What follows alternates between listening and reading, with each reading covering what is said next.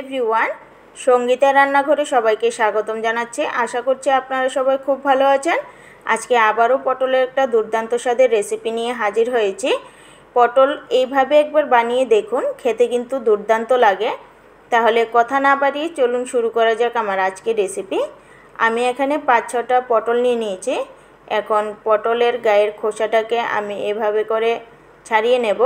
আমি একটা ছুরির সাহায্যে ছাড়িয়ে নিচ্ছি। আপনারা চাইলে বটির সাহায্যে পটলের খোসাটাকে ছাড়িয়ে নিতে পারেন। আমি এভাবে করে পটলের খোসাগুলিকে সবগুলিকে ছাড়িয়ে নেব। এখানে আমি সবগুলি পটলের খোসা ছাড়িয়ে নিয়েছি। এখন পটলগুলিকে আমি খুব ভালোভাবে জলের মধ্যে কষলে কষলে ধুয়ে নেব, যাতে পটলের গায়ে কোনো রকম ময়লা না থাকে। আমি সবগুলি পটলকে এভাবে ধুয়ে নিয়েছি। এখন আমি পটলগুলিকে কেটে নেব। তো তার জন্য সবার প্রথমে পটলের মাথাটা আর গোড়ার দিকটা কেটে বাদ দিয়ে দিচ্ছি। এখন পটলটাকে আমি মাঝখান থেকে 2 টুকরো করে কেটে নেব।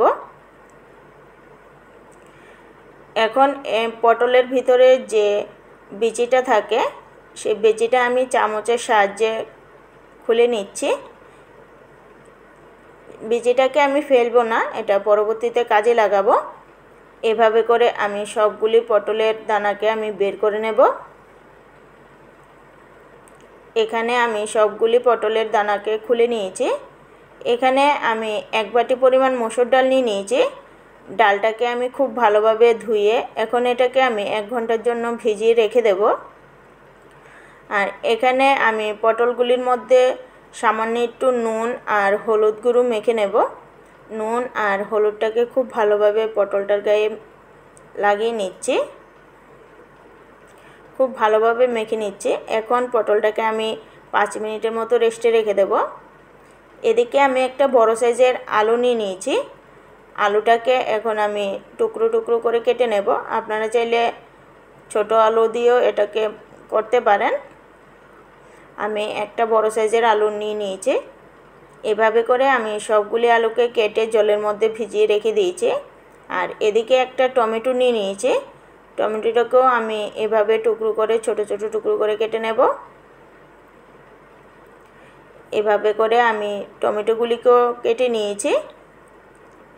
এদিকে আমার ডালটা একদম পুরোপুরিভাবে ভিজে গেছে। এখন ডালটাকে আমি পিষে নেব। তার জন্য মিক্সিং জারে দিয়ে দিচ্ছি মসুর ডাল।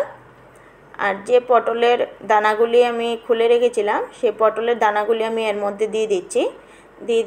3-4টা আদার টুকরো আর 5টা কাঁচা লঙ্কা, সবগুলিকে একটা মিহি পেস্ট বানিয়ে নিয়েছি। এখন চুলাতে একটা কড়াই বসিয়ে দিয়েছি। কড়াইটা গরম হয়ে যাওয়ার পর এর মধ্যে দিয়ে দিচ্ছি সামান্য একটু সর্ষের তেল। তেলটা গরম হয়ে যাওয়ার পর এখন সবার প্রথমে আমি আলুগুলিকে নুন হলুদ দিয়ে ভেজে নেব। আলুগুলিকে আমি লাল লাল করে ভেজে নেব। আলুগুলি ভাজা হয়ে গেছে। এখন এগুলিকে আমি একটা পাত্রে তুলে নিচ্ছি। এখন একই তেলের মধ্যে দিয়ে দিচ্ছি সামান্য একটু কালো জিরে ফোড়ন। ফোড়নটা থেকে সুন্দর একটা গন্ধ বেরোলে এখন এর মধ্যে দিয়ে দিচ্ছি পিষে রাখা ডাল। দিয়ে দিচ্ছি সামান্য একটু নুন আর হলুদ গুঁড়ো।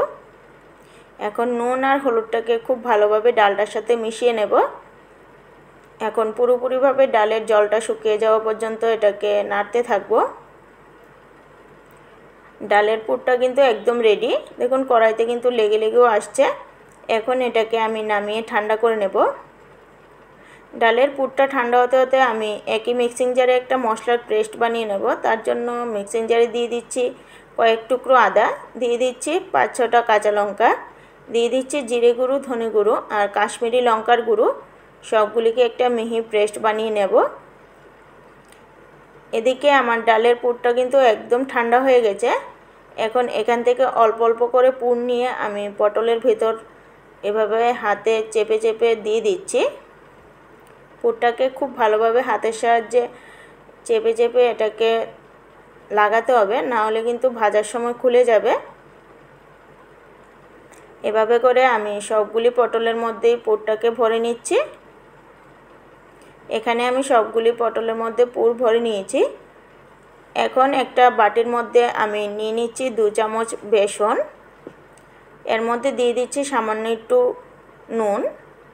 এখন অল্প অল্প জল দিয়ে এটাকে একটা পাতলা ব্যাটার বানিয়ে নেব। বেসনটা আমি একটা পাতলা ব্যাটার বানিয়ে নিচ্ছি। এখানে আমি বেসনটাকে খুব ভালো করে ফেটিয়ে নিয়েছি। এখন পটলটাকে এভাবে করে এটার ভিতরে চুবিয়ে আমি কড়ার মধ্যে দিয়ে দেব। তো তার জন্য চুলাতে কড়াইটা বসিয়ে রেখেছি আগে থেকে। কড়াইটা গরম হয়ে যাওয়ার পর পরিমাণ মতো তেল দিয়ে তেলটাকে খুব ভালো করে গরম করে নিয়েছি। এখন একে একে পটল বেসনের ব্যাটারের মধ্যে চুবিয়ে আমি এর মধ্যে দিয়ে দিয়েছি। পটলের এক পিঠ ভাজা হয়ে যাওয়ার পর অপর পিঠটাকেও উল্টে নিচ্ছি।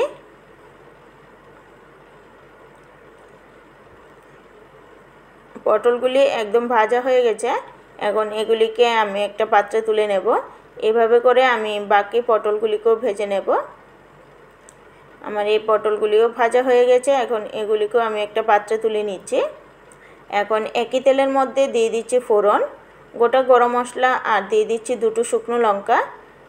মশলাগুলি ভাজা হয়ে যাওয়ার পর ফোড়নে দিয়ে দিচ্ছি 5 ফোড়ন। ফোড়নটা থেকে খুব সুন্দর একটা গন্ধ বেরোলে এখন এর মধ্যে দিয়ে দিচ্ছি পিষে রাখা মশলাটা। এখন এর মধ্যে পরিমাণ মতো নুন আর হলুদ গুঁড়ো দিয়ে মশলাটাকে ভালোভাবে কষিয়ে নেব। এখন এর মধ্যে দিয়ে দিচ্ছি সামান্য একটু জল। জলটা দিয়ে মশলাটাকে কিছুক্ষণ সময় ধরে কষিয়ে নেব। মশলাটা ভালোভাবে কষানো হয়ে গেছে। এখন এর মধ্যে দিয়ে দিচ্ছি টুকরো করে রাখা টমেটো। টমেটোটা দিয়ে কিছুক্ষণ কষানোর পর এখন এর মধ্যে দিয়ে দিচ্ছি ভেজে রাখা আলু। এখন আলু আর টমেটোটাকে আরও কিছুক্ষণ সময় ধরে কষিয়ে নিয়েছি। মশলাটা খুব ভালোভাবে কষানো হয়ে গেছে। এখন এর মধ্যে দিয়ে দিচ্ছি পরিমাণ মতো জল। গ্রেভিটা একটু বাড়িয়ে দিচ্ছি, যেহেতু মসুর ডাল আছে গ্রেভিটা অনেকটাই শুকিয়ে নেবে। এখন ঝোলটা খুব সুন্দরভাবে ফুটে উঠেছে। এখন এর মধ্যে দিয়ে দিচ্ছি ভেজে রাখা পটলগুলি। এখন খুব সুন্দরভাবে ঝোলটার মধ্যে আমি পটলগুলিকে মিশিয়ে নিচ্ছি। এখন ঝোলটাকে আমি 1 মিনিটের মতো ফুটিয়ে নেব। ঝোলটা খুব সুন্দরভাবে ফুটে উঠেছে। এখন এর মধ্যে দিয়ে দিচ্ছি গরম মশলা গুঁড়ো। গরম মশলা গুঁড়োটা দিয়ে নাড়াচাড়া করে এখন আমি একটা প্লেটে নামিয়ে নেব। এভাবে একবার হলেও বাড়িতে ট্রাই করে দেখবেন আর আমাকে অবশ্যই কমেন্টে জানাবেন। আমার আজকের এই রেসিপিটা যদি ভালো লেগে থাকে তাহলে একটা লাইক করে দেবেন। আমার চ্যানেলটাকে সাবস্ক্রাইব করে আমার পাশে থাকবেন। আমার চ্যানেলে নতুন বন্ধু হয়ে থাকলে চ্যানেলটাকে সাবস্ক্রাইব করে পাশে থাকা বেল আইকনটা ক্লিক করে দেবেন। তাহলে আমার ভিডিওর নোটিফিকেশন সবার আগে আপনাদের কাছে পৌঁছে যাবে। আজকের জন্য এতটুকুই। আবারও ফিরে আসছি নতুন একটা ভিডিও নিয়ে। সবাই সুস্থ থাকবেন, ভালো থাকবেন।